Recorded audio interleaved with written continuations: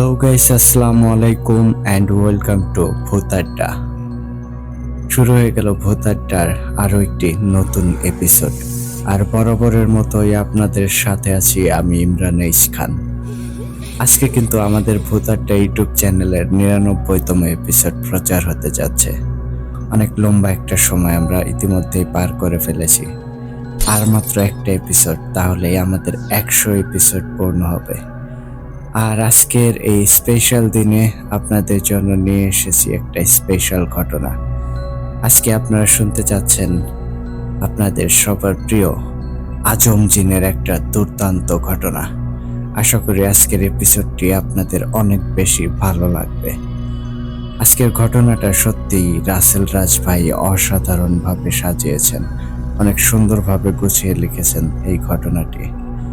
তো এইটুকু বলতেই পারি, আজকের এপিসোডটা আপনাদের অনেক বেশি ভালো লাগবে। তো মূল ঘটনায় যাওয়ার আগে আপনাদেরকে বলতে চাই, আপনারা যারা এখনো আমাদের চ্যানেলটিকে সাবস্ক্রাইব করেননি, দ্রুত সাবস্ক্রাইব করে ফেলুন এবং অল অপশনটি সিলেক্ট করে রাখুন, যাতে করে আমাদের পরবর্তী সকল আপডেট সবার আগে আপনার কাছে পৌঁছে যায়। আর আপনারা যারা আমাদেরকে ঘটনা পাঠাতে চান, তারা কিন্তু চাইলেই আমাদেরকে ঘটনা পাঠাতে পারেন। এর জন্য দুইটা ওয়ে আছে। প্রথমত, আপনারা সরাসরি আমাদেরকে হোয়াটসঅ্যাপে নক দিতে পারেন। আর আমাদের হোয়াটসঅ্যাপ নাম্বারটি আমাদের ডেসক্রিপশন বক্সে অথবা কমেন্ট বক্সে প্রিন্ট আপ করা আছে। এছাড়াও আপনারা চাইলেই কিন্তু আমাদেরকে ইমেলের মাধ্যমেও ঘটনা পাঠাতে পারেন। আর আমাদের ইমেল অ্যাড্রেসটি হচ্ছে bhutadda.stories@gmail.com। আপনাদের জানা শোনা সেরা ভয়ের ঘটনাটি আমাদেরকে লিখে কিংবা ভয়েস ক্লিপ আকারে পাঠিয়ে দিতে পারেন। আর আপনাদের সবাইকে রিকোয়েস্ট করব, আপনারা আমাদের ঘটনাগুলোকে আপনাদের ফ্রেন্ড সার্কেলের মাঝে, আপনাদের প্রিয়জনদের মাঝে ছড়িয়ে দিন, যাতে করে আমাদের ভূত আড্ডা ফ্যামিলিটা সবার কাছে পরিচিত লাভ করতে পারে। আমরা যেন অনেক বড় একটা পরিবার গঠন করতে পারি। তো আর কথা বাড়াবো না, এখন সরাসরি চলে যাব আজকের মূল ঘটনায়। তাহলে চলুন শুনে আসি রাসেল রাজ ভাইয়ের আজম জিন।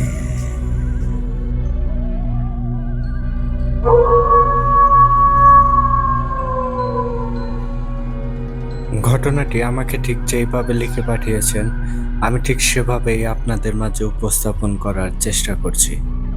লিখছেন, আসসালামু আলাইকুম ইমরান ভাই, কেমন আছেন? শ্রোতা ভাই ও বোনেরা, আপনারা সবাই কেমন আছেন? আশা করি আল্লাহর রহমতে অনেক ভালো আছেন। আলহামদুলিল্লাহ, আমিও অনেক ভালো আছি। আমার পরিচয়, আমি মোহাম্মদ রাসেল হোসেন রাজ, বাসা সাতক্ষীরা জেলা, কলারোয়া থানা, গ্রাম বোয়ালিয়া। আজকে আপনারা শুনতে যাচ্ছেন আজম জিনের আরও একটি দুর্দান্ত ভয়ঙ্কর ঘটনা।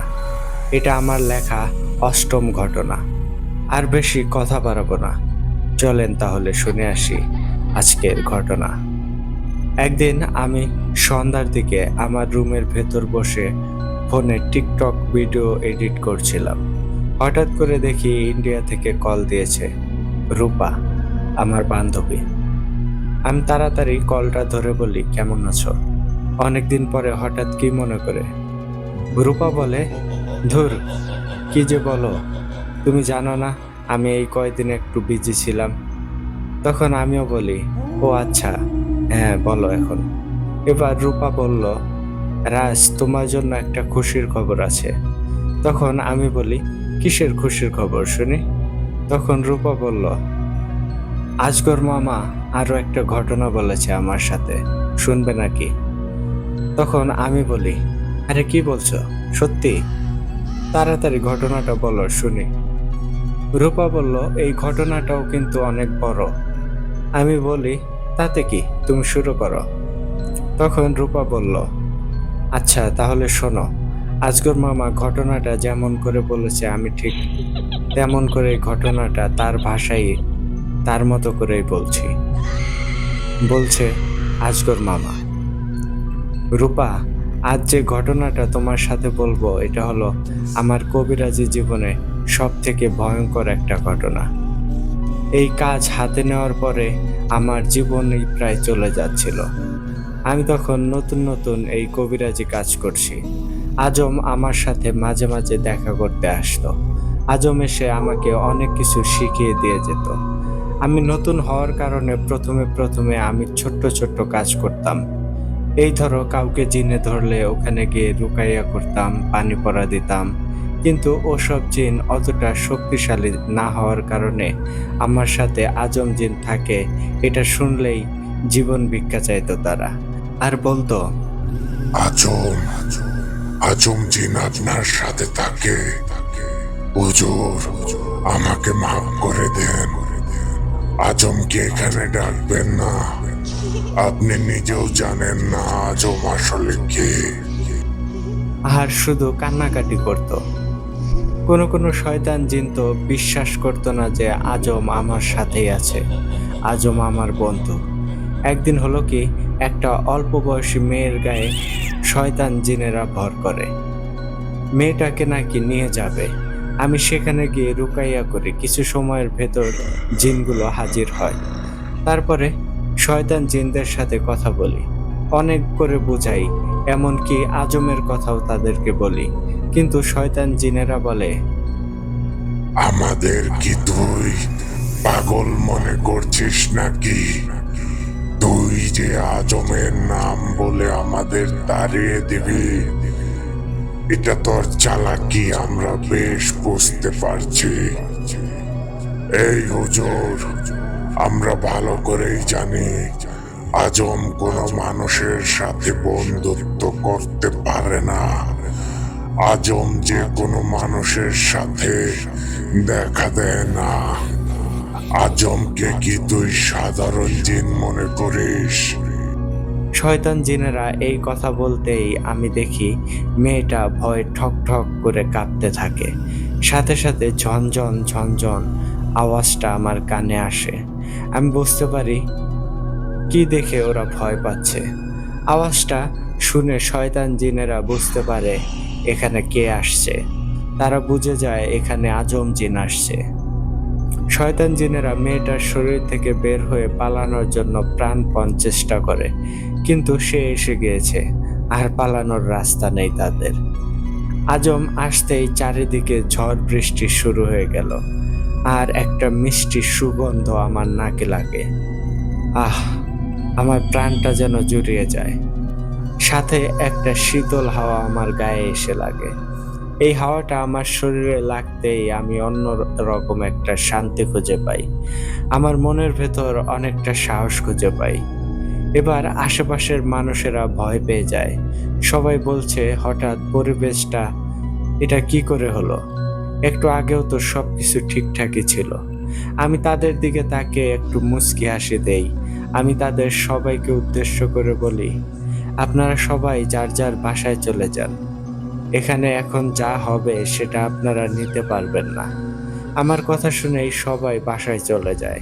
এবার আজম জিন শয়তান জিনগুলোর সামনে গিয়ে বলে, আমার বন্ধুর সাথে দেখা করলি, কথাও বলেছিস, এবার আমার সাথে কথা বল। আমার সাথে কথা না বলে কই যাস? এবার আজম আমার দিকে তাকিয়ে বলে, আজকর, তুমি ওই মেয়েটাকে ঘরের ভেতরে নিয়ে যাও।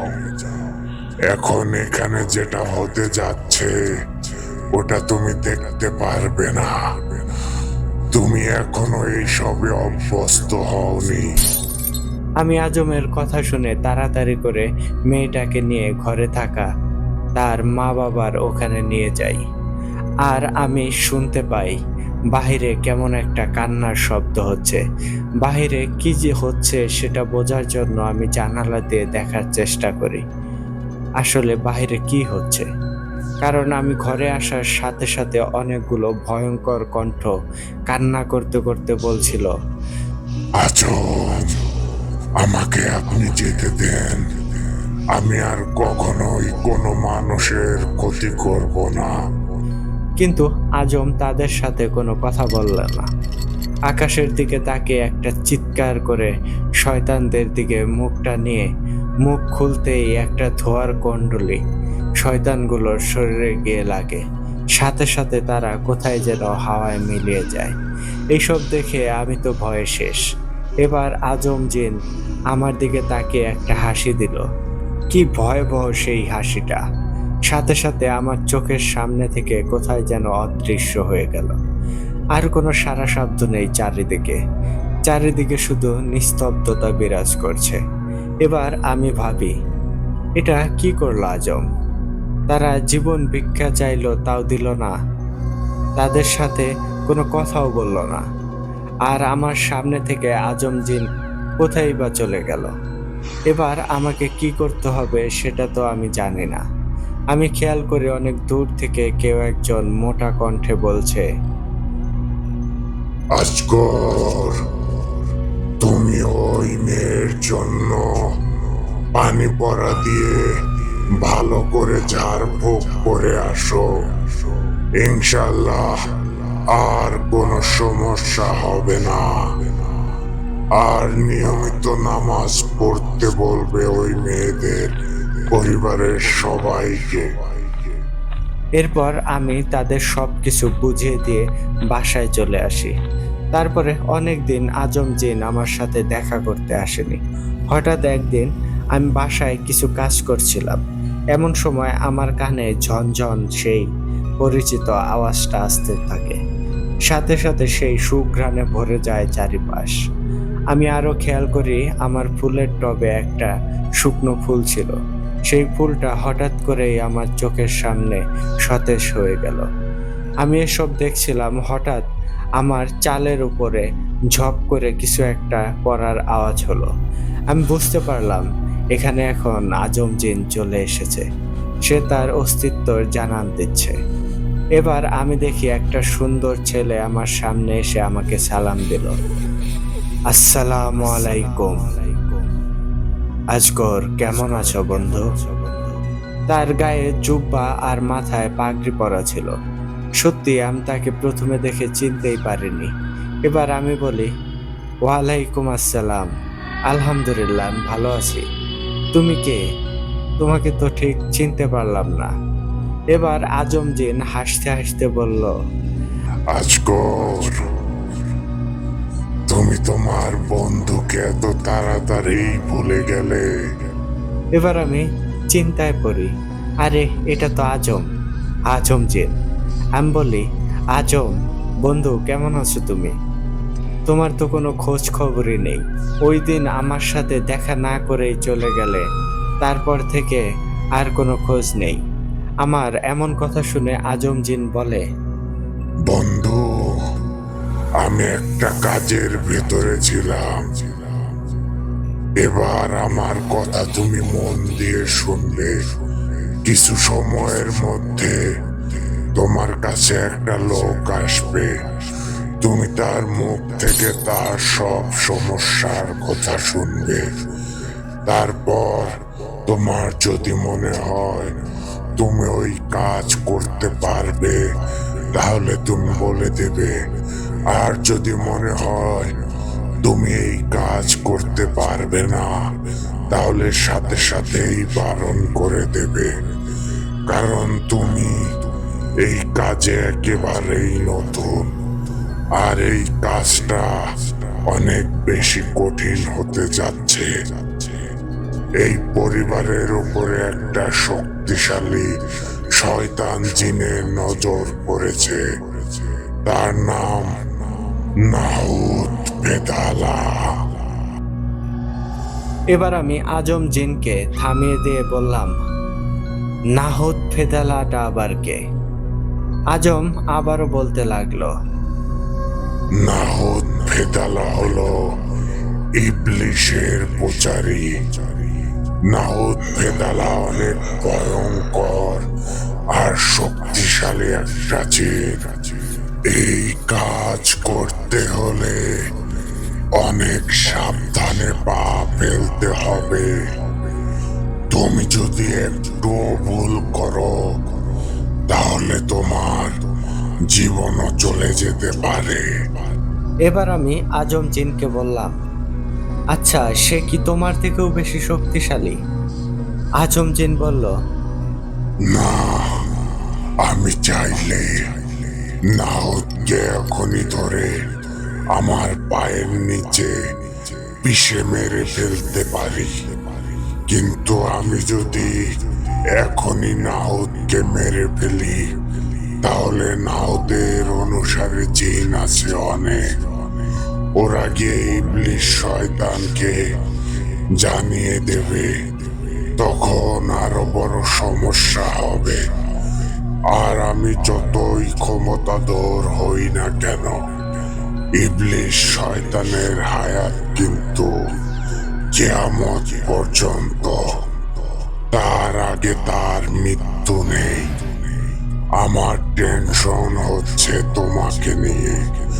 তুমি এই কাজে একেবারেই নতুন, আর তার উপরে নাহদ ভেদালার সাথে যুদ্ধ মানে একেবারে সরাসরি ইবলিশের সাথে যুদ্ধ করা।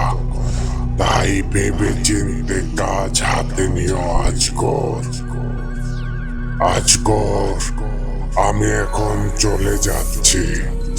দেখো তোমার সামনে এখনই আসবে ওই লোকটা। সব কিছু শুনে তারপরে খুব মনোযোগ দিয়ে বুঝে শুনে ঠিক করবে কাজটা তুমি করবে কি করবে না। আমি তাহলে আসি, সাবধানে থেকো। এটা বলেই আজম জিন আমার সামনে থেকে অদৃশ্য হয়ে যায়। এবার দেখি আমার বাসার সামনে থেকে কেউ একজন আমার নাম ধরে জোরে জোরে ডাকছে। আমি তাড়াতাড়ি করে সামনে গিয়ে দেখি লোকটার মুখে চাপদাড়ি আর পরনে সাদা জোব্বা, আর চোখটা অনেক বেশি লাল। আমি লোকটার সামনে গিয়ে বলি, আসেন, ভেতরে আসেন, আমি আপনার জন্যই অপেক্ষা করছিলাম। তখন লোকটা বলল, এই বাসাটা আজগর কবিরাজের বাসা না? আমি বলি, হ্যাঁ, কেন? তখন লোকটা বলে, উনি কি বাসায় আছেন? থাকলে একটু ডেকে দেন না দয়া করে। তখন আমি বলি, আরে আপনি ভেতরে আসেন, আপনি যাকে খুঁজছেন আমি সেই আজগর আলী। লোকটা এবার তাড়াতাড়ি করে বাসার ভেতরে চলে আসলো। আমি লোকটার মুখের দিকে তাকিয়ে বুঝতে পারছি লোকটা অনেক দিন ধরে ঠিকমতো হয়তো ঘুমায় না, আর তার চোখে মুখে একটা ভয়ের ছাপ বোঝা যাচ্ছিল। আমি তখন লোকটাকে উদ্দেশ্য করে বললাম, আচ্ছা আপনি একটু বসেন।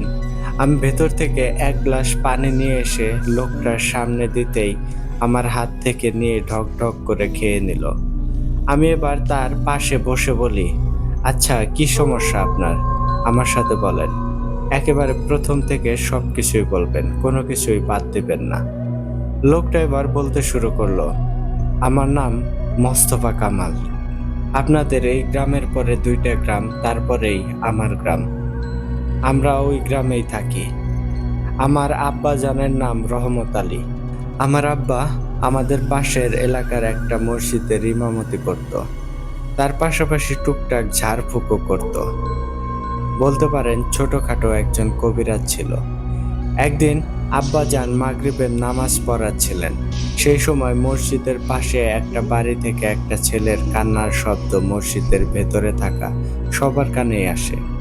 আব্বাজান সহ মসজিদ থেকে ভেতরে থাকা সবাই বের হয়ে সেই বাড়িতে প্রবেশ করে।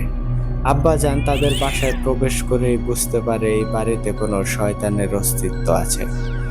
ছেলেটার বাবা এসে কান্না করতে করতে আমার আব্বাজানকে বলে, হুজুর, আমার ছেলেকে বাঁচান। আমার ছেলে মাগরিবের আজানের পর থেকে তার আচার আচরণ সবকিছুই পাল্টে গেছে। আমার একমাত্র ছেলে, ওর যদি কিছু হয়ে যায় তাহলে আমরা কাকে নিয়ে থাকবো, আমরা কাকে নিয়ে বাঁচবো? এবার আব্বাজান তাকে শান্ত হতে বলে। আব্বাজান সামনের দিকে এগিয়ে গিয়ে ছেলেটার হাতের আঙুল চেপে ধরে। একসময় আমার আব্বাজান খেয়াল করে তার উপরে কোনো প্রভাব পড়ছে না। এটা দেখে আব্বাজান অনেকটা চিন্তিত হয়ে পড়ে। তারপরে আব্বাজান তাড়াতাড়ি রুকাইয়া করার জন্য সবকিছু প্রস্তুত করছিল। এমন সময় সেই ছেলেটা ভয়ঙ্কর মোটা কণ্ঠে বলে, রহমত আলী, এই রহমত আলী, কুত্তার বাচ্চা, তুই কি আমাকে সাধারণ কোনো জিন বা পিশাচ মনে করেছিস? যদি তাই ভেবে থাকিস তাহলে তুই ভুল ভেবেছিস। তুই যদি নিজের ভালো চাস তাহলে এক্ষুনি এখান থেকে তোর বাড়ি ফিরে যা। এই কাজ তুই করতে আসিস না, তাহলে তোর কি হবে আশা করি বুঝতে পেরেছিস। এই কথাগুলো শুনে চারপাশের মানুষ অনেকটা ভয় পেয়ে যায়, সাথে আব্বাজানও কিছুটা ভয় পেয়ে যায় আর ভাবতে থাকে এই শয়তানটা তাহলে আসলে কে। তা জানতে না পারলে আমি তো কিছুই করতে পারবো না। আমার সূরা পড়াতেও তার কোনো কিছুই হচ্ছে না। ছেলেটার ভেতর থেকে আবারও সেই শয়তানটা বলে ওঠে, কিরে রহমত আলী, আমি কে বুঝতে পারছিস না? একটা কথা শুনে রাখ রহমত, তুই সারা জীবন চেষ্টা করলেও আমার আসল পরিচয় বের করতে পারবি না। পারলে তুই চেষ্টা করতে পারিস, কিন্তু তার ফল মোটেও ভালো হবে না। এবার আব্বাজান ছেলেটার বাবাকে বলে, ভাই এক গ্লাস পানি নিয়ে আসেন তাড়াতাড়ি। আব্বাজান পানি হাতে নিয়ে সূরা পরে পানিতে ফু দেয়। পরা পানি ছেলেটার শরীরে ছিটিয়ে দিতেই ভয়ঙ্কর কণ্ঠে চিৎকার করতে থাকে আর বলে, রহমত, কুত্তার বাচ্চা, তুই আমার গায়ে এটা কি দিলি রে? আমার শরীর আগুনের মতো পুড়ে যাচ্ছে। রহমত, কাজটা তুই ঠিক করিসনি। এখন আমি চলে যাচ্ছি, কিন্তু এই দেখা শেষ দেখা না। খুব তাড়াতাড়ি তোর সাথে আমার আবার দেখা হবে। আর এখন থেকে তুই যতদিন বেঁচে থাকবি ততদিন তুই তোর আশেপাশে, তোর মাথার ভেতরে আমাকেই পাবি। আমি এখন এই ছেলেকে ছেড়ে চলে যাচ্ছি। ঘটনাটা ঠিক এখান থেকেই শুরু হয়। কিছু সময় পর ছেলেটা অজ্ঞান হয়ে মাটিতে পড়ে যায়।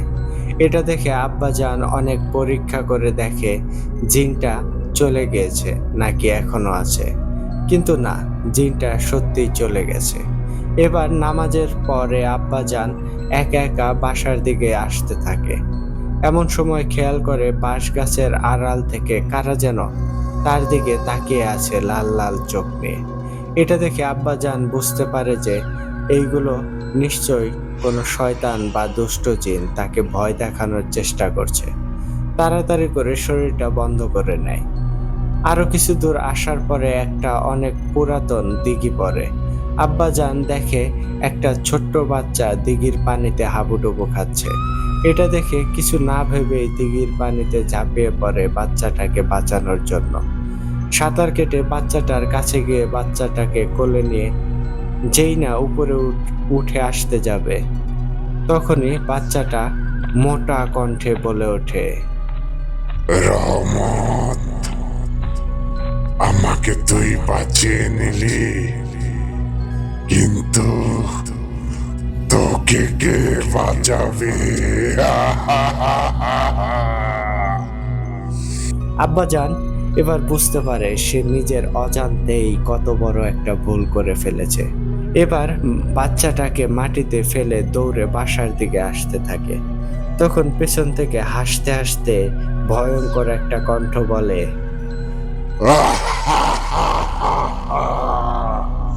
রহমত, তোকে আমি এত তাড়াতাড়ি এত সহজে মারবো না রে।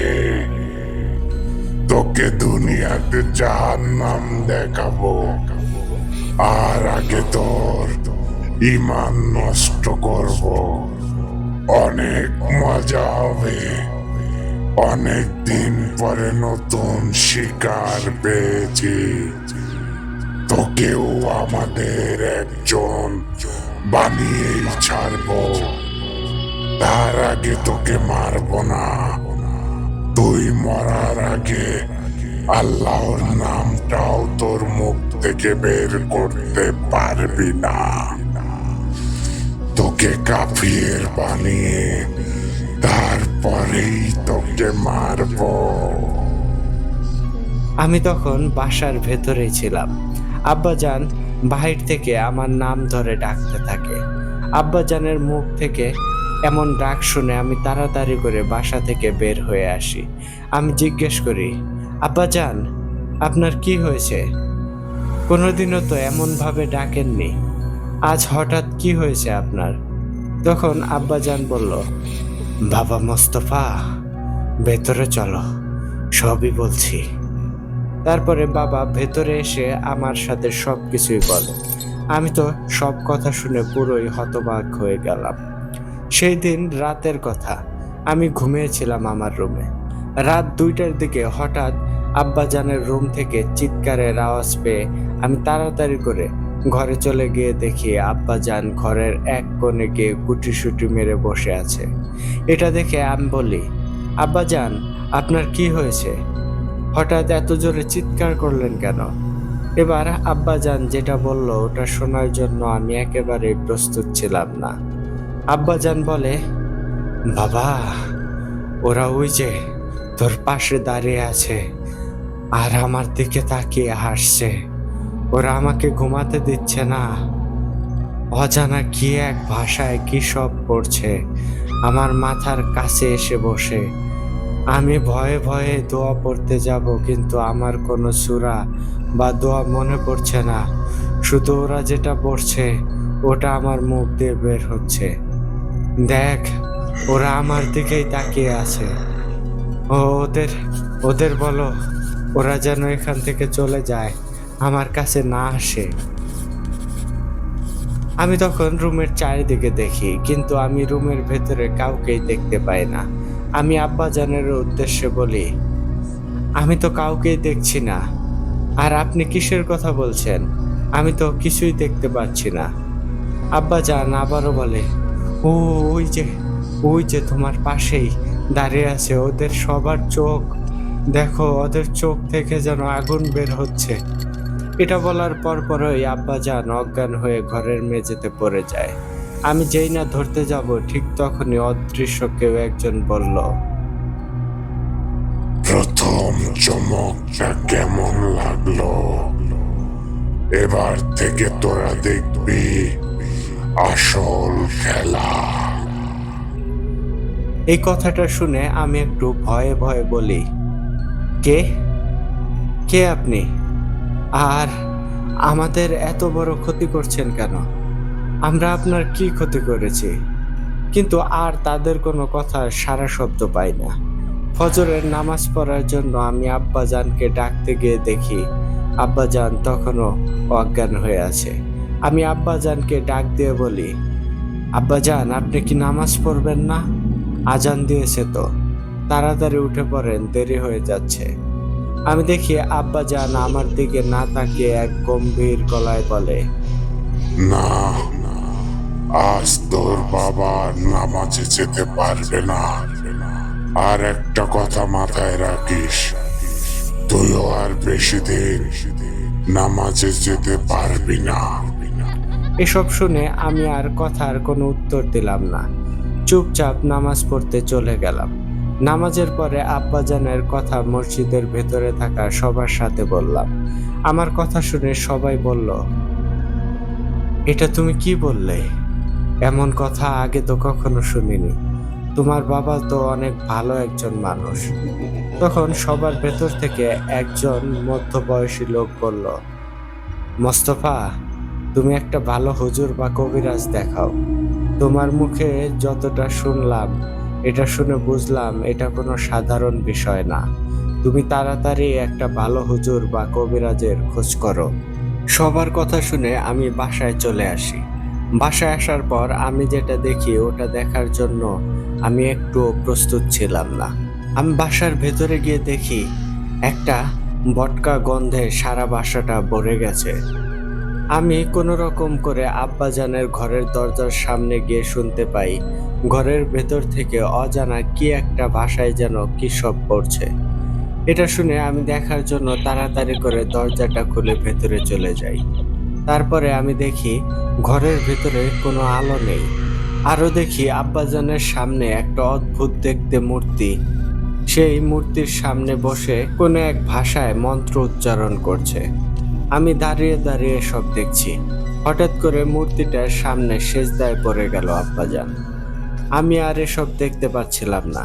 আমি বলি, আব্বাজান, এটা আপনি কি করছেন? এই মূর্তিকে আপনি সেজদা করছেন কেন? কিন্তু আমার কথার কোনো উত্তর দিল না। আমি আব্বাজানের ঘর থেকে চলে আসতেই যাব, ঠিক তখন আব্বাজান মোটা কণ্ঠে বলে উঠল, এই মোস্তফা, তোর সমস্যা কি রে? আমি আমার প্রভুকে পূজা করছি। এখান থেকে তুইও সব কিছু দেখে নে, কারণ তোর বাবার খেলা শেষ করে তোর সাথে খেলবো। কিছুদিন পর থেকে তুইও তো আমার প্রভুকে পূজা করবি। আমি আর কিছু বললাম না। তওবা তওবা বলে ওখান থেকে চলে আসি। আমি এবার ভাবি আমার ঘরে থাকলে হবে না, এবার কিছু একটা করতেই হবে। আমি আমার একটা বন্ধুর কাছ থেকে একটা কবিরাজের ঠিকানা নেই। আমি সেই কবিরাজের বাড়ি গিয়ে তার সাথে সব ঘটনা খুলে বলি। আমার কথা শুনে কবিরাজও চিন্তায় পড়ে যায়। এরপর কবিরাজ আমাকে বলে, আচ্ছা, তুমি তোমার বাসার ঠিকানাটা দিয়ে যাও, আমি কাল সকালে তোমার বাসায় যাব। ওখানে না গেলে আমি কিছুই বুঝতে পারছি না। তারপরের দিন সকালে কবিরাজ আমাদের বাসায় এসে আমাকে বলে, কই, তোমার বাবার রুমটা কোথায়? আমাকে দেখিয়ে দাও তো। আমি তখন বললাম, ওই যে সামনের রুমে আছে আব্বাজান। এবার কবিরাজ আর আমি রুমের ভেতরে ঢুকে আমি চিৎকার করে বলি, এটা কে? এটা কখনোই আমার আব্বা হতে পারে না, এটা তো সাক্ষাৎ শয়তান। কারণটা হলো আব্বাজানের মুখটা পুরোই কালো হয়ে গেছে, তার সামনে থেকে বড় বড় দুইটা দাঁত বেরিয়ে আছে। আর যে মূর্তিটাকে পূজা করছিল ওটা বুকের সাথে জড়িয়ে ধরে আছে। এবার কবিরাজ আমাকে বলল, বাবা শান্ত হও, আমি দেখছি বিষয়টা আসলে কি। কবিরাজ এবার আব্বাজানকে উদ্দেশ্য করে বলে, কে তুই শয়তান? আর এই বাড়ির মানুষের কাছে কি চাস?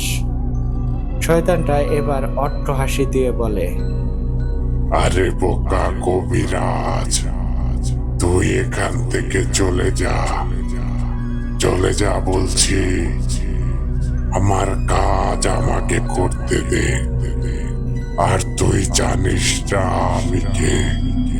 তুই যদি আমাকে চিনতিস তাহলে আমার এখানে আসার দুঃসাহস করতি না। আমি আর তোর সাথে কথা বলতে চাই না। তোর মতো ছোট্ট কবিরাজের সাথে কথা বললে আমার সম্মান থাকবে না। তাই বলছি, কবিরাজ, তোর পরিবার আছে না?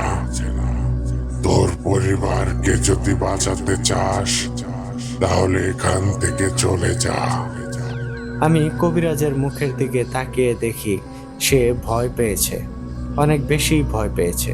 এবার কবিরাজ শয়তানটার চোখের দিকে কিছু সময় তাকিয়ে তারপরে ভয়ে ভয়ে বলে, আচ্ছা, আমি চলে যাব। আমি আপনাকে চিনতে পারিনি, আমাকে মাফ করে দিয়েন। আমি এখন এই স্থান থেকে চলে যাচ্ছি। তারপরে শয়তানটা হাসতে হাসতে বলে, তাহলে অবশেষে চিনতে পারছিস আমি কে? আমার কোনো মরণ নেই রে, আমি চির অমর। যা, আজ তোর প্রাণ ভিক্ষা দিলাম। এবার কবিরাজ তাড়াতাড়ি করে রুম থেকে বের হয়ে চলে যেতে গেলে আমি তার কাছে গিয়ে জিজ্ঞেস করি, কি হয়েছে? আপনি এতটা ভয় পাচ্ছেন কেন? আর আপনি চলে গেলে আমাদের কি হবে? এই শয়তানটাই বা কে? ওকে দেখে আপনি এতটা ভয় পেলেন কেন? এবার কবিরাজ বলল, আরে আমি এই কাজ করতে পারবো না।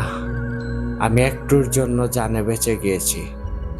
আপনি আরো ভালো কোনো কবিরাজের খোঁজ করেন। আমি পারবো না। আর হ্যাঁ, এই শয়তান কোনো সাধারণ শয়তান না। মনে রাখবে, এর সাথে যুদ্ধ করা মানে স্বয়ং ইবলিশ শয়তানের সাথে যুদ্ধ করা। তাই আমি এই কবিরাজি কাজ করতে পারবো না। আমারও পরিবার আছে। আমি এই কাজ করলে ওই শয়তান আমাদের কাউকেই ছাড়বে না। এই কথা বলে কবিরাজ আমাদের বাড়ি থেকে বের হয়ে যায়। তারপরে আমি অনেক কবিরাজ আমাদের বাসায় নিয়ে গিয়েছি। সবাই আব্বাজানের রুমে গিয়ে ভয়ে বের হয়ে যায়। কেউ ভয়ে কাজ করার সাহস পায় না। আর সবাই একই কথা বলে চলে যায়, আমি এই কাজ করতে পারবো না। এমন করে 3 মাস কেটে যায়। আজগর ভাই, এখন তো আমাদের বাড়ির আশপাশ দিয়েও মানুষ যেতে ভয় পায়। আর আমার আব্বাজান এই 3 মাসের ভেতর একটা দিনও গোসল করেনি। কি খায় কি না খায় সেটাও আমি জানি না। তার রুমের সামনে গেলে বটকা গন্ধে সবারই বমি চলে আসে। আর সারাদিন রুমের ভেতরে চুপচাপ বসে থাকে। এখন তার মুখ দিয়ে আল্লাহর নামটাও বের হয় না। রাত হলে রুম থেকে জোরে জোরে মন্ত্র উচ্চারণ করার শব্দ পাই। আজগর ভাই, এখন আপনি কিছু একটা করেন। আমি চাই না আমার আব্বাজান কাফের হয়ে মারা যাক। আল্লাহ আমাদের এটা কোন পরীক্ষায় ফেলেছেন? মোস্তফা নামের সেই লোকটা আমার হাত ধরে কান্না করতে থাকে। এবার আমি বলি, আরে আরে, আপনি এটা কি করছেন? ভাই, আপনি চোখের পানি মুছে ফেলেন। আমি দেখছি আমি কি করতে পারি। আর বাঁচা মরা তো আল্লাহর হাতে। আমি তো উছিলা মাত্র। এই শয়তানটা কি চায় সেটাও জানতে হবে। আমি মোস্তফা ভাইকে বলি, ভাই আপনি এখন নিজের বাসায় চলে যান। আমি কাল আসবো আপনার বাসায়। আর সাবধানে থাকবেন। এক সময় আজম অদৃশ্য থেকে আমার কানে কানে বলে, আজকর, তুমি মোস্তফাকে বলো একটা লাল কাপড় আর 5টা আগরবাতি কিনে রাখতে, এক দামে যেন কিনে। এবার আমি মোস্তফাকে সবকিছু বুঝিয়ে দিয়ে বাসায় চলে যেতে বলি। মোস্তফা চলে গেলে আমি আজমকে স্মরণ করি। আজম অদৃশ্য থেকেই বলে, আজকর, তুমি কি এই কাজ করতে সাহস পাচ্ছ? আমি আবারও তোমাকে বলছি, অনেক ঝুঁকি আছে, কিন্তু তুমি কি পারবে? আমি মনে অনেকটা সাহস নিয়ে বলি, পারবো। এখন তুমি সামনে আসো। এবার আজম জিন আমার সামনে একটা হুজুরের রূপ নিয়ে আসে। আজম জিন বলে, আজকর, তুমি মোস্তফার মুখে সব কথা শুনেছ তো ভালো করে? আমি বলি, হ্যাঁ সব তো শুনলাম, কিন্তু আমার মনে এখনো একটা প্রশ্ন আছে। আজম জিন বলল, কি জানতে চাও বলো। আমি তখন বলি, আচ্ছা, নাহুদ ফেদালা আসলে এটা কে? আর কি কারণে ওই পরিবারের ওপর আক্রমণ করছে? এরপর আজম জিন বলল, নাহুদ ফেতালা হলো একটা জিনের নাম, কিন্তু ওটা কোনো সাধারণ জিন না। সেই ইবলিশ শয়তানের খুব কাছের একটা ইবলিশ শয়তানের পূজারী। সে অনেক শক্তিধর একটা জিন। এই কারণে তার সাথে কোনো সাধারণ কবিরাজ বা কোনো হুজুর লাগতে চায় না। আর হ্যাঁ, ওই পরিবারের ওপর আক্রমণ করার কারণ হলো ওই পরিবারের সবাই অনেক ধার্মিক। তাই ওই পরিবারের ওপর তার নজর পড়েছে। আসলে তার কাজ হলো ধার্মিক মানুষদের ভালো পথ থেকে সরিয়ে খারাপ পথে নিয়ে যাওয়া। এতে ইবলিশ অনেক বেশি খুশি হয়। আর মোস্তফা তোমাকে বলেছে না ওনার বাবা রহমত আলী একটা ছেলের শরীর থেকে জিন তাড়াতে গিয়েছিল? ওটা নাহুদ ফেদেলার চাল ছিল। ও জানতো নিশ্চয়ই রহমত আলী ওই ছেলের সামনে আসবে। ঠিক তাই হলো। তারপর থেকে রহমত আলীর ওই অবস্থা। রহমত আলীকে এখন পুরোপুরি নাহুদ ফেদালার আয়ত্তে নিয়ে নিয়েছে। রহমতকে দিয়ে প্রতিদিন রাতে শয়তানের পূজা করায়। তার হাতে সব সময় একটা শয়তানের মূর্তি রাখে। নাহুদ ফেদালা রহমত আলীকে পুরোপুরি পথভ্রষ্ট করে দিয়েছে। এখন আমাদের কিছু একটা করতেই হবে, না হলে একটা ভালো মানুষের মৃত্যু হবে, কিন্তু আল্লাহর নামটাও নিতে পারবে না। কাফের হয়ে মারা যাবে। আজমের মুখে এই কথাগুলো শুনে আমি বলি, হায় আল্লাহ, তোমার দুনিয়াতে আর কত কি দেখতে হবে। এবার আজম জিন বলল, বন্ধু, তুমি তৈরি তো? আমরা আজ রাতেই যাব। আমি বলি, কি বলো? আমাদের না কাল সকালে যাওয়ার কথা। তখন আজম জিন বলল, আজকর নাহুদ ফেদালাকে কি তোমার বোকা মনে হয়? ও ইতিমধ্যেই খবর পেয়ে গিয়েছে মোস্তফা তোমার কাছে এসেছিল। আমি একটু আগেই জানতে পারছি আজ রাত 12টার দিকে রহমত আলীকে শয়তানের মূর্তির সামনে বলি দেবে। তাই আমরা আজই যাব। আমি কথা বলার ভাষা হারিয়ে ফেলি। আজমের দিকে নির্বাক চোখে এক দৃষ্টিতে তাকিয়ে আছি। এমন সময় আজম জিন বলল, আজকর তোমার কি হয়েছে? তুমি একটা কথা ভালো করে শুনে নাও। আমি আজম তোমার বন্ধু বেঁচে থাকতে নাহুদ ফেদালার বাপ ইবলিশ শয়তানের ক্ষমতা নেই তোমার কোনো ক্ষতি করার। আমি যা যা করতে বলবো তুমি ঠিক তাই তেমনটাই করবে ওখানে গিয়ে। ঠিক আছে? কোনো ভুল করো না বন্ধু। আমি বললাম, আচ্ছা ঠিক আছে, বলো বন্ধু, আমাকে কি করতে হবে? তখন আজম জিন বলল, আজকর তুমি ওই বাড়ির ভেতরে প্রবেশ করার আগে ভালো করে নিজের শরীরটা বন্ধ করে নেবা। তারপরে তুমি বিসমিল্লাহ বলে ডান পা দিয়ে ঘরে প্রবেশ করবে। তারপরে রহমত আলীর রুমে যাবে। হাতে করে একটা আগরবাতি জ্বালিয়ে রহমত আলীর চোখে লাল কাপড় বেঁধে দেবে। আমি তোমাকে একটা দোয়া শিখিয়ে দেব। ওই দোয়াটা 3টা গোল বৃত্ত করে কাটবে আর পড়বে। একটাতে রহমত আলীকে আর একটাকে রহমত আলীর ছেলে মোস্তফাকে বসিয়ে দেবে। তারপরে তুমি 4টা আগরবাতি জ্বালিয়ে ঘরের 4 কোণায় দেবে। আর প্রথমে যেই আগরবাতিটা হাতে ধরেছিলে ওটা তোমার হাতে ধরেই রাখবে, কিন্তু দেখবে মোস্তফা যেন ভয় পেয়ে বা আবেগের বশে বৃত্ত থেকে বের না হয়।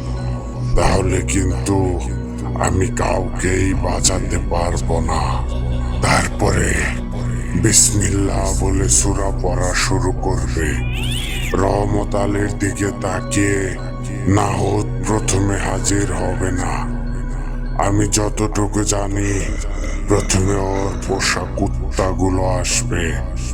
তখন তুমি ওদের সাথে কথা বলবে না, ওদেরকে বলবে নাউদ ভেদালাকে আসতে বল।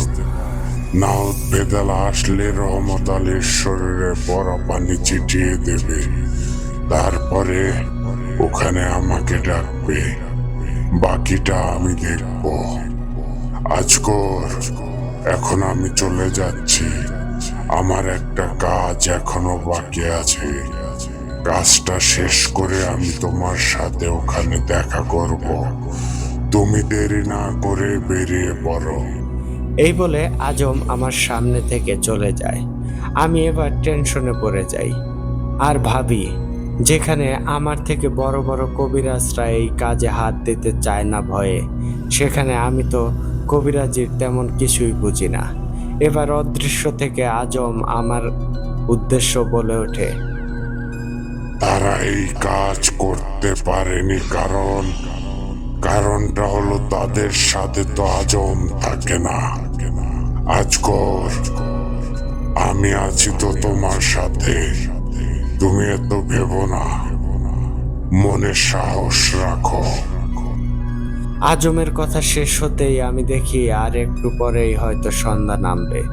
আর বেশি দেরি না করে সবকিছু নিয়ে আল্লাহ তাআলার নাম নিয়ে রওনা দিলাম। রহমত আলীর বাসার দিকে চললাম। বাসার সামনে গিয়ে নিজের শরীরটা ভালো করে বন্ধ করে বিসমিল্লাহ বলে ঘরের ভেতরে প্রবেশ করলাম।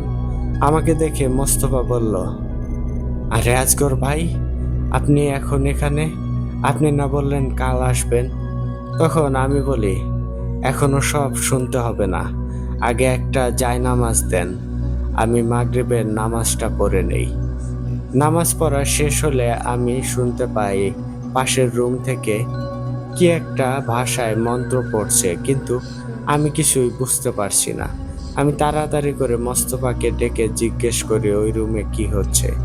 মোস্তফা বলে, আজগর ভাই, আমি তো আপনাকে বলেইছিলাম মাগরিবের নামাজের পর থেকে শয়তানের পূজা শুরু করে, মনে নেই আপনার? আমি বলি, হ্যাঁ মনে পড়েছে। আচ্ছা, আপনাকে যে লাল কাপড় আর 5টা আগরবাতি কিনে আনতে বলেছিলাম তা এনেছেন? ওগুলো আমার হাতে দেন, এখনই কাজ শুরু করতে হবে। এবার সবকিছু হাতে নিয়ে আজমের শিখিয়ে দেওয়া সূরা পড়ে 3টা বৃত্ত কেটে দিলাম। তারপরে 4টা আগরবাতি রুমের 4 কোণায় জ্বালিয়ে দিলাম, আর একটা আগরবাতি জ্বালিয়ে হাতে নিয়ে রহমত আলীর রুমের সামনে গিয়ে আস্তে আস্তে দরজাটা খুলে ভেতরে প্রবেশ করলাম। ভেতরে গিয়ে যে দৃশ্য দেখি তা দেখে আমার পেটের নাড়ি ভুঁড়ি যেন বের হয়ে যাওয়ার মতো অবস্থা। আমি দেখি অনেকগুলো হাড়গোড় মাটিতে পড়ে আছে, আর একটা কুকুরকে মেরে বসে 2 হাত দিয়ে খুবলে খুবলে মাংস খাচ্ছে। আর রুমে কি বাজে একটা গন্ধ, বোঝানো সম্ভব না। আমি আগরবাতিটা হাতে নিয়ে কোনো রকমে সামনের দিকে যেতে থাকি। রুমে প্রচুর অন্ধকার। আমি মোস্তফাকে বলি এই রুমের লাইটটা দিয়ে দিতে আর এদিকে আসতে। মোস্তফা লাইট দিতেই শয়তানটা বলল, আহ, আমার শরীর পুড়ে যাচ্ছে, এই আলো বন্ধ কর, আমি আলো দেখতে পারি না। আমি রহমত আলীর দিকে তাকিয়ে বলি, এটা তো কোনো সাধারণ মানুষ না, এটা জীবিত একটা শয়তান। এটা বলে শয়তানটার নাকের কাছে আগরবাতিটা ধরে দোয়া পরে ফু দিতেই অজ্ঞান হয়ে পড়ে যায় রহমত আলীর দেহটা। আমি তখন তাড়াতাড়ি করে রহমত আলীর চোখ লাল কাপড় দিয়ে বেঁধে দেই। কিছু সময়ের ভেতর মৃত্যুর ভেতরে সবাই এসে বসে পড়ে। রহমত আলীকে ঠিক আমার সামনেই বসিয়ে দেই, আর মোস্তফাকে বলি, যা কিছুই হয়ে যাক, আপনি এই বৃত্ত থেকে বের হবেন না, ঠিক আছে? একবার যদি ভুল করেও বের হন তাহলে আমার পক্ষে কাউকেই বাঁচানো সম্ভব হবে না। এবার আমি সূরা পড়া শুরু করি। কিছু সময়ের মধ্যেই রহমত আলী একটু নড়ে চড়ে বসলো। এটা দেখে আমি আরো জোরে জোরে সূরা পড়তে লাগি। 30 মিনিটের মতো সূরা পড়ার পরে রহমত আলীর ভেতর থেকে অনেকজন একত্রে মিলে বলে উঠল, এই কবিরাজ, তোর সাহস কাছে বলতে হয় তোর মরণের ভয় নেই। তুই জানিস এখানে কে আছে? শয়তানগুলো এসব বলছে, তারপরও আমি কোনো কথা বলছি না। কিছু সময় পর ছুরা পড়া থামিয়ে বলি, আমার সাহসের এখনো কিছুই দেখিসনি তোরা। এই শয়তান, আমি তোদের মতো চামচাদের সাথে কথা বলতে চাই না। তোরা পারলে নাহদ ফেদালাকে এখানে এসে কথা বলতে বল আমার সাথে। আমার কথা শুনে শয়তানগুলো হাসতে হাসতে বলল, এই পুচকে ছেলে, তোর তো অনেক সাহস দেখছি। তুই তোর মুখে কার নাম নিয়েছিস তুই নিজেও জানিস না। তুই নিজেই তোর মৃত্যুকে ডাকছিস। শয়তানগুলো এই কথা বলার সাথে সাথে দেখি সবাই চুপ হয়ে যায়, আর কোনো আওয়াজ নেই। 1 মিনিট, 2 মিনিট, 3 মিনিট, এমন করে কিছু সময় পার হয়ে যায়। আমি খেয়াল করে দেখলাম পরিবেশটা অনেকটাই পরিবর্তন হয়ে গেছে। মনে হচ্ছে যেন এখনই বৃষ্টি হবে। হঠাৎ দেখি বাহিরে অনেক বাতাস হচ্ছে। আমি কিছুই বুঝতে পারলাম না এখানে কি হচ্ছে। আমি প্রথমে ভেবেছিলাম আজম আসছে, কিন্তু না, আজম আসলে তো এমন হবে না। এবার দেখি ঘরের জানালা দরজা ঠাস ঠাস করে বাড়ি খাচ্ছে। এমনটা বেশ কিছু সময় হওয়ার পরে হঠাৎ রহমত আলী ভয়ঙ্কর কণ্ঠে বলে ওঠে, এই আদম সন্তান, আমার সাথে তোর কিসের কথা? আমি শুনলাম তুই নাকি আমার অনুসারীদের চামচা বলেছিস, আরো অনেক আজে বাজে কথা বলেছিস। ওরা আমার কাছে গিয়ে তোর সাহসের কথা বলেছিল।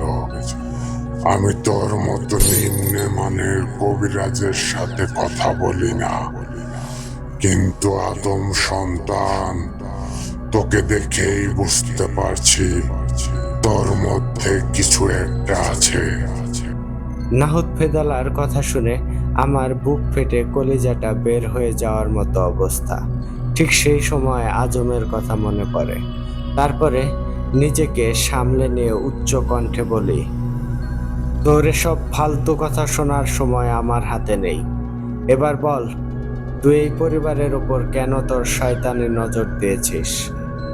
আমার কথা শুনে নাহদ ফেদালা হাসতে হাসতে বলল, এই আদম সন্তান, কুত্তার বাচ্চা, তোর এত বড় সাহস, তুই আমাকে অসম্মান করে কথা বলিস?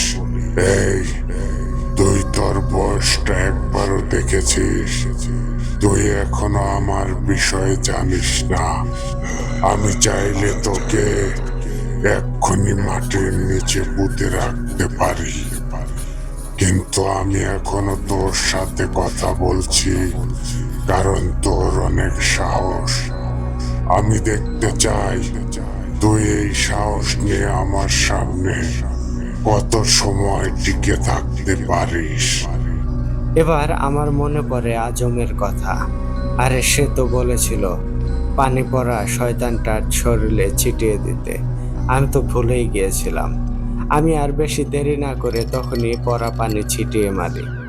নাহদ ফেদালা এবার চিৎকার করে বলে ওঠে, এই কুত্তার বাচ্চা, এটা তুই আমার শরীরে কি দিলি রে? আমার শরীরটা পড়ে গেল। আমি অনবরত পানি ছিটাতেই থাকি, আর নাহদ ফেদালা বারবার চিৎকার করতেই থাকে আর বলে, আদম সন্তান, আমি এখন চলে যাচ্ছি, কিন্তু আমি পরে তোকে দেখে নেব। আমি বলি, সেটার জন্য তুই আর সময় পাবি না রে শয়তান। অনেক কষ্ট দিয়েছিস মানুষকে, আজ তোর আসল জায়গায় পাঠিয়ে দেব। আমার কথা শুনে নাহদ ফেদালা যেই না পালাতে যাবে, সে দেখে রহমত আলীর শরীর থেকে বের হতে পারছে না। এবার আমাকে বলে, এই, কি করেছিস রে তুই? আমি যেতে পারছি না কেন? আমি তখন হাসতে হাসতে বলি, হায় রে শয়তান, তুই এখন আর চাইলেও যেতে পারবি না। শয়তান, তোর জন্য আমার কাছের এক বন্ধু অপেক্ষা করছে, তার সাথে দেখা না করেই চলে যাবি? না, এটা তো হতে পারে না, এটা তো হতে দেবই না। এবার নাহুদ ফেদালা বলে, তুই কার কথা বলছিস? আমি ঠিক বুঝলাম না। কে আমার জন্য অপেক্ষা করছে? একটা কথা মনে রাখিস, আমার যদি কিছু হয় তাহলে এখানে ইবলিশ শয়তান স্বয়ং আসবে। ইবলিশ আমার প্রভু, কেউ আমার প্রভুকে মারতে পারবে না। আমার প্রভু চির অমর। আমি এবার উপরের দিকে তাকিয়ে আজমের শিখিয়ে দেওয়া দোয়াটা পড়লাম, আর সাথে সাথেই আমি দেখি চারপাশের পরিবেশটা থমথমে হয়ে গেল। কিছু সময় যেতে না যেতেই সেই ঝনঝন আওয়াজটা আমার কানে এসে লাগলো। আমি বুঝতে পারি এখানে এখন আজম জিন আসবে। এমন সময় ঘরের চালে ঝাঁপ করে একটা কিছু পড়ার শব্দ হয়।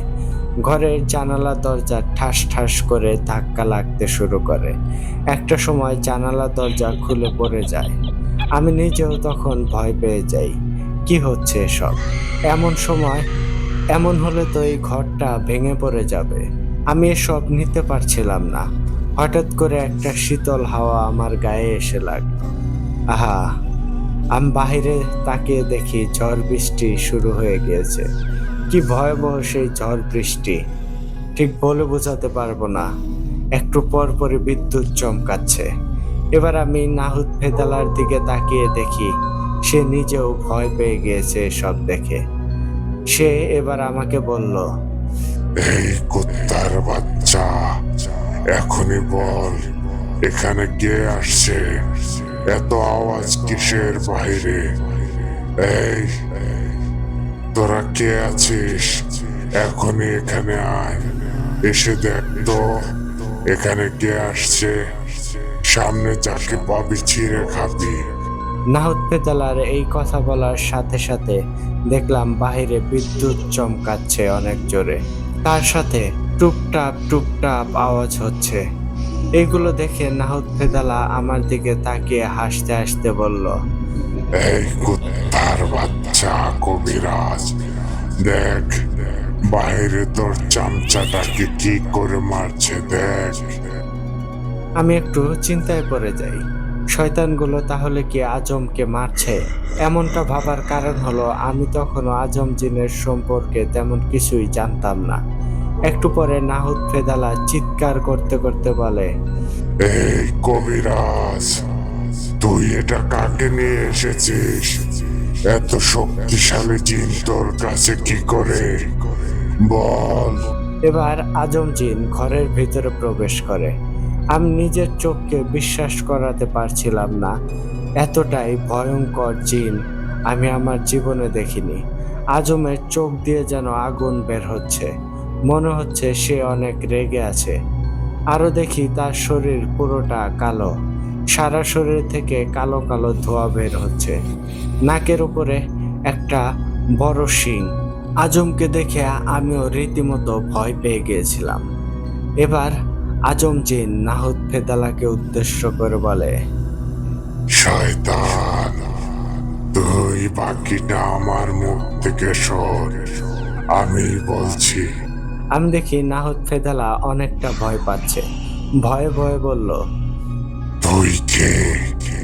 তোর এত বড় সাহস, তুই আমার সব জিনদের মেরে ফেলেছিস। এত সময় আমি সব দেখছিলাম, কিছুই বলছিলাম না। তোর পরিচয়টা বল। আজম জিন এবার হাসতে হাসতে বলল, আরে বোকা, বোকা না হোত, তুই নিজেকে অনেক শক্তিশালী মনে করিস, আসলে তুই অনেক বড় একটা বোকা। এই মাথা মোটা শয়তান, আমি কে তুই জানতে চাস? তাহলে শোন আমি কে, কিন্তু শুনে যেন ভয়ে মরে না যাস, কারণ তোর মৃত্যু আমি নিজের মতো করে দিতে চাই। এবার তাহলে শোন আমি কে। আমি হলাম আজম, আজম জিন। আজম তার নাম বলার সাথে সাথে পুরো বাড়িটা যেন কেঁপে উঠল। এটা দেখে আমরা সবাই ভয় পেয়ে গেলাম। এবার নাহুদ ফেদালা ভয়ে ভয়ে বলল, কি, তুই আজম জিন? তোর নাম আমি জীবনে অনেক শুনেছি, আজ সামনাসামনি দেখা হলো। তোর নামে আমি আরো শুনেছি, তোর সামনে কোনো শয়তান পড়লে সে নাকি আর বেঁচে থাকে না। কিন্তু আজম, তুই একটা কথা মাথায় রাখিস, আমাকে মেরে ফেললেই সব কিছুর সমাধান হবে না। আমি যদি মরি, তাহলে তুই তো ভালো করেই জানিস এখানে কে আসবে। আজম, তুই আমার কিছুই করিস না। এবার আজম জিন একটা হাসি দিয়ে বলে, নাহদ, শয়তানের বাচ্চা, এখানে তোর বাপ ইবলিশ শয়তান আসতে পারবে না। তোর বাঁচার সব রাস্তা বন্ধ করে দিয়েছি। তুই আমার সম্পর্কে খুব কমই জানিস। আজম জিনের মুখে এই কথাগুলো শুনে নাহুদ ফেদালা অনেক ভয় পেয়ে যায়। সে বারবার চেষ্টা করতে থাকে শয়তানকে ডাকার, কিন্তু তার ডাকে কোনো সাড়া পায় না। এবার নাহুদ ফেদালা কাঁপা কাঁপা কণ্ঠে বলে, আজম, তুই আমাকে মারিস না, আমাকে ছেড়ে দে। আমি আর কখনো কোনো খারাপ কাজই করব না। আজম জিন এবার রাগী কণ্ঠে বলে, এই শয়তান, তোকে যদি আমি মাফ করে দেই, তাহলে আল্লাহ আমাকে মাফ করবে না। এই, তুই এই পর্যন্ত অনেক মানুষকে কাফের বানিয়ে দুনিয়া থেকে বিদায় করে দিয়েছিস, আর তুই তো বুঝতে পেরেছিস এখন তোর সাথে কি হবে। আমি দেখি নাহুদ ফেদালা ছটফট ছটফট করছে। সে বুঝে গিয়েছে এখন তাকে মরতে হবে। আজম আমার দিকে তাকিয়ে বলে, আজগর, তুমি রহমত আলীর চোখের কাপড়টা খুলে দাও, তারপরে ওই পানি পড়াটা ছিটিয়ে মারো, তারপরে আমি দেখছি। আজমের কথা মতো সবকিছুই করলাম। সাথে সাথে শয়তানটা রহমত আলীর শরীর থেকে বের হয়ে ঘরের বাইরে চলে যায়।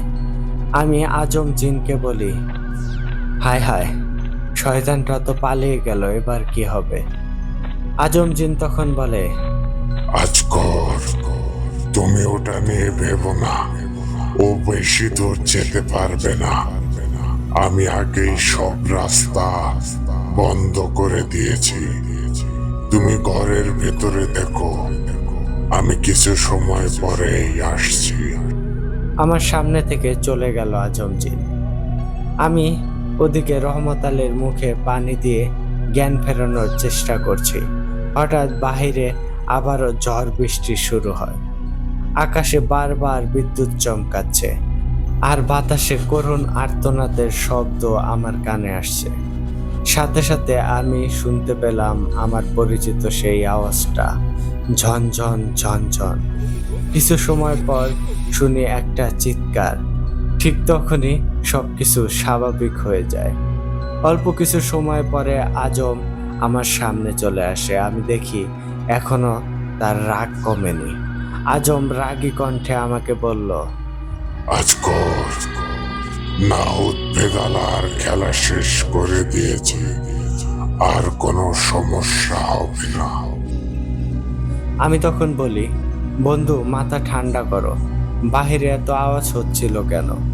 তখন আজম জিন বলল, আসলে ওই শয়তানটা পালানোর জন্য অনেক চেষ্টা করছিল। সেই সময় আমি গিয়ে তার মাথাটা চাপ দিয়ে ধরি। শয়তানটা সেই সময় আমার দিকে তাকিয়ে ওর মুখের ভেতর থেকে কালো ধোঁয়া বের করে আমার দিকে দিতে চায়। ও ভেবেছিল ওটা দিয়ে আমাকে কাবু করতে পারবে, কিন্তু ওর তো জানা ছিল না আমি আজম কি করতে পারি। শয়তানের মুখ থেকে বের হওয়া কালো তোয়া আমি শুষে নেই। তারপর আকাশের দিকে তাকিয়ে এক চিৎকার করে সেই ধোঁয়া আমার মুখ থেকে বের করে ওর দিকে দিতেই ছটফট করতে থাকেও, আর বলে, আমাকে ছেড়ে দে আজম, না হলে লাখোস তোদের কাউকেই ছাড়বে না। তখন আমি আর বেশি দেরি না করে এক টান দিয়ে নাউদ ভেদালার মাথাটা ছিঁড়ে ফেলি। আজকর, আমি এখন চলে যাচ্ছি। তুমি এদিকে সব কিছু দেখে তারপরে ফিরে আসো। আজমের কথা যত শুনছি আর যেসব দেখছি তাতে আমি বারবার ভয় পাচ্ছিলাম। তারপরে আমি মোস্তফা ভাইকে সব কিছু বুঝিয়ে বলে বাসায় চলে আসি। আজ অনেক বড় একটা ঘটনা বলেছি, অন্য একদিন বলবো নি। লাখুস শয়তানের হাত থেকে কি করে আজম জিন একটা পুরো গ্রামকে বাঁচিয়েছিল। ভালো থেকো রাজ। আজকের মতো তাহলে আমি বিদায় নিচ্ছি, আল্লাহ হাফেজ। তখন আমিও বলি, আচ্ছা তুমিও সাবধানে থেকো রূপা, আল্লাহ হাফেজ। ইমরান ভাই, এইটাই ছিল আজকের ঘটনা। কেমন লাগলো অবশ্যই সবাই কমেন্ট করে জানিয়ে দেবেন। বিশ্বাস করেন, আমি যখন এই ঘটনাটা রূপার মুখ থেকে শুনেছিলাম আমার গায়ের লোম বারবার দাঁড়িয়ে যাচ্ছিল। আরও একবার বলবো, ইমরান ভাই, আমার লেখায় ভুল হলে ক্ষমা সমৃদ্ধ দৃষ্টিতে দেখবেন। ভালো থাকবেন আর আশেপাশের মানুষদের ভালো রাখবেন। আর হ্যাঁ, সবসময় ভূতাড্ডার সাথেই থাকবেন। ইমরান ভাই, আপনাকে মন থেকে অসংখ্য ধন্যবাদ জানাই, কারণ এতটা ব্যস্ত থাকার পরেও প্রতি রাতে আমাদেরকে বিনোদন দেওয়ার জন্য। ভূতাড্ডা দীর্ঘজীবী হোক। আল্লাহ হাফেজ। আসসালামু আলাইকুম। আমি রাসেল হোসেন রাজ।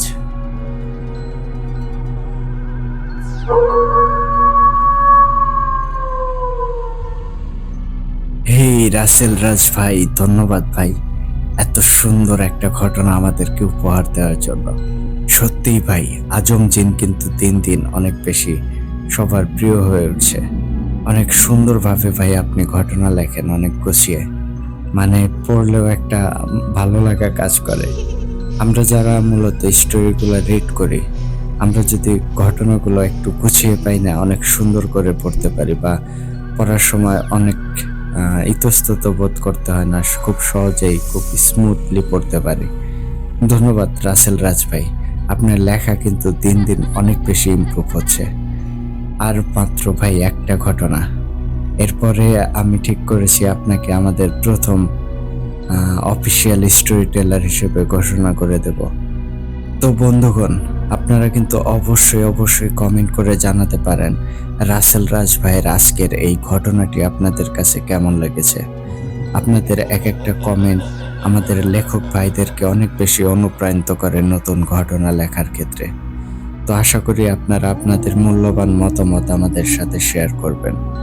অবশ্যই আপনারা কিন্তু আপনাদের ভালো মন্দ সব কমেন্টই আমাদের সাথে শেয়ার করতে পারেন।